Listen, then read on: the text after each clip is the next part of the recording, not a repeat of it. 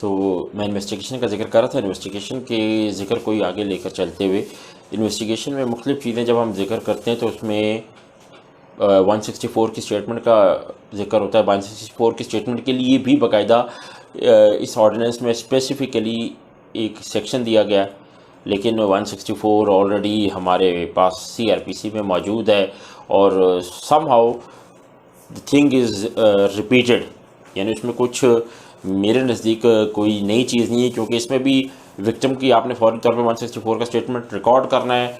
Record करने के बाद उसको एक्यूज़ को आपने मौका देना फॉर क्रॉस एग्जामिनेशन।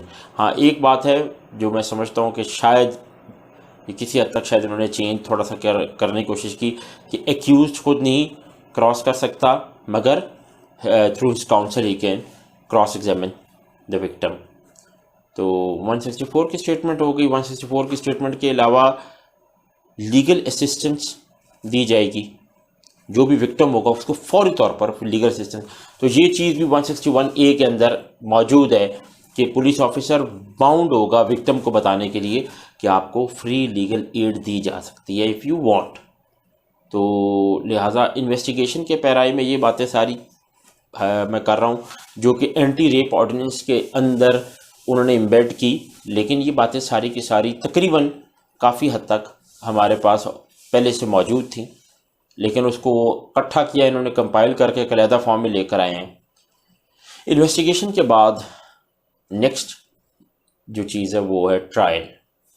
ट्रायल के लिए जो फ़र्क एंटी रेप ऑर्डिनेंस लेकर आना चाह रहा था, वो उसमें सबसे इम्पॉर्टेंट चीज़ एक तो इन्होंने स्पेशल कोर्ट्स को कॉन्स्टिट्यूट की है। स्पेशल कोर्ट्स को कॉन्स्टिट्यूट करना बहुत अच्छा कदम है, इट्स अ गुड स्टेप, लेकिन प्रोवाइडेड कि वो बने।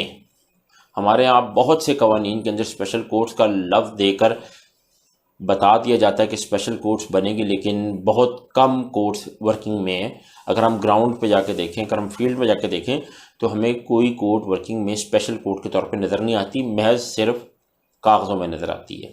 तो रिसोर्सेज भी इतने नहीं हैं हमारे अदालतों के पास। हमारे जो हमारा पूरा अदालती निज़ाम है वहाँ पर इतने रिसोर्सेज मौजूद नहीं है, ह्यूमन रिसोर्स इतना मौजूद नहीं है, इतने फंड्स मौजूद नहीं है।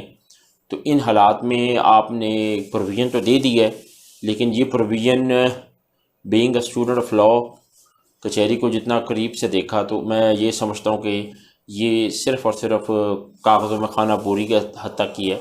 अल्लाह करे ये इसको अगर प्रॉपरली एप्लीकेबल करें तो बहुत अच्छी चीज़ है। फिर expeditious trial, again to some extent it is again sort of खाना पूरी, यानी सिर्फ कागज़ों की हद तक है कि आप विद इन 4 मंथ्स इसको एक्सपेडाइट करके ट्रायल कंक्लूड करेंगे।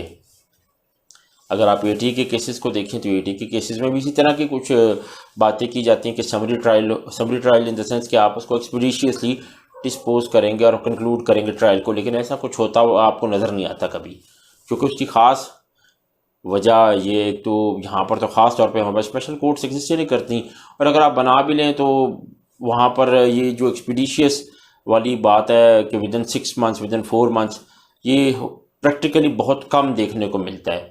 जो लोग प्रॉपरली प्रैक्टिस कर रहे हैं उनके सामने उनको इस बात के साथ एग्री करेंगे, और अगर आप जाके फील्ड में जाके देखेंगे तो it is somehow not possible कि आप उसको, पॉसिबल तो है लेकिन करते नहीं है, कंक्लूड नहीं होता फ़ौरन। फिर जो स्पेशल कोर्ट के जज साहब हैं उसके बारे में भी प्रोसीजर बताया गया, सेम फलां इतना उसका एक्सपीरियंस होगा 7 ईयर्स और सेशन जज के इक्वल होंगे, इनकी कॉम्पिटेंस, इनके लिए स्पेशल फंड्स का एक प्रोविज़न दी गई है। अब प्रोविज़न तो दी हुई है, लेकिन ये वक्त बताएगा जब हम देखेंगे क्या वाकई ये प्रोविज़न्स के साथ काम भी हो रहा है या नहीं हो रहा। तो ये कुछ बेसिक से डिफरेंसेस, तो इनको डिफरेंसेस नहीं, मैंने सिर्फ और सिर्फ कोशिश की है कि जो एग्जिस्टिंग लॉ है और उसके साथ जो ये नया एंटी रेप ऑर्डिनेंस जो ख़ास तौर पर इन्वेस्टिगेशन और ट्रायल्स को डील कर रहा है, मैंने उसका ब्रीफ सा कंपैरिजन बनाया और उस कंपैरिजन को ही आपके सामने हाईलाइट करना चाह रहा था कि क्या ये पॉसिबल होगा कि हम इससे अपने निज़ाम में कोई बेहतरी ला सकें। दिस इज़ अ क्वेश्चन, और being a student of law I don't think so कि इससे कोई मज़ीद बेहतरी होगी, क्योंकि लॉ बहुत अच्छा है लेकिन इसकी इम्प्लीमेंटेशन पूरे लेटर एंड स्पिरिट में अगर हो तो फिर अच्छा है। अगर महज सिर्फ लॉ बनाया गया तो इस तरह के बहुत से लॉज पहले मौजूद हैं जिनकी इम्प्लीमेंटेशन हमें देखने को नहीं मिलती।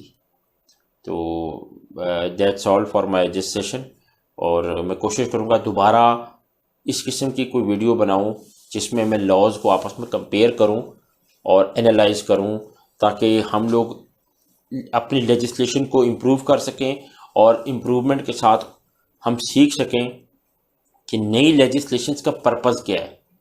ये जितनी भी लेजिस्लेशंस की जाती हैं इनकी क्या ज़रूरत महसूस होती है हमारे निज़ाम में। Thank you.